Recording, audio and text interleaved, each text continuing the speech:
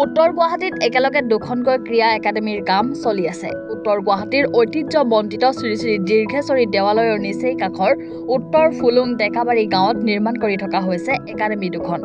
Academy দুখনৰ এখন হ'ব ফুটবল একাডেমী আৰু আনখন হ'ব ক্ৰিকেট একাডেমী। উত্তৰ গুৱাহাটীৰ ৰাজহ চক্ৰৰ প্ৰায় 40 বিঘা মাটিত নিৰ্মাণ কৰা হৈছে এই একাডেমী দুখন। খেলুৱৈসকলৰ বাবে সকলো ধৰণৰ সুবিধা উপলব্ধ হ'ব একাডেমী দুখনত। ল'ৰা আৰু ছোৱালীৰ বাবে থাকিব উন্নত মানদণ্ডৰ সুকীয়া সুকীয়া হোষ্টেল, থাকিব ছুইমিং পুল, সাজু হৈ উঠিছে পেভিলিয়ন।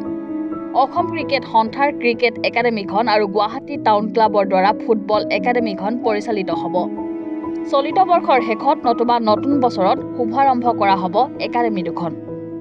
হয়, ৰাজ্যবাসীৰ কাৰণে খুবেই ভাল খবৰ। তাৰ লগতে আমাৰ কাৰণে এখন সপোনত পোৱা যেন আমাৰ এনেকুৱা অনুভৱ হৈছে।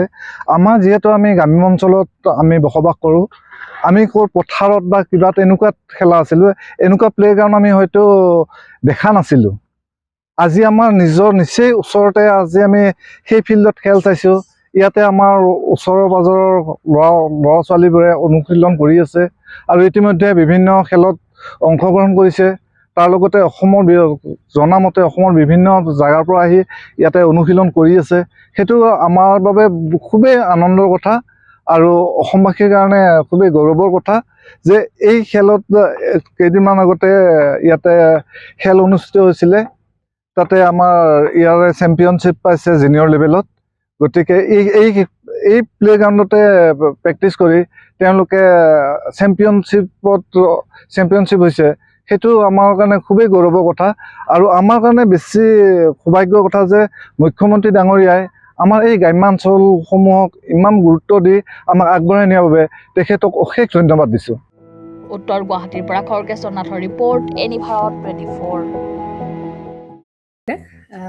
জুবিন গাৰ্গৰ গীতসমূহৰ ওপৰত আধাৰিত গানে কি আনে নামৰ এটা সুন্দৰ অনুষ্ঠান আপোনালোকৰ ওচৰলৈ আহি আছে অতি শীঘ্ৰে।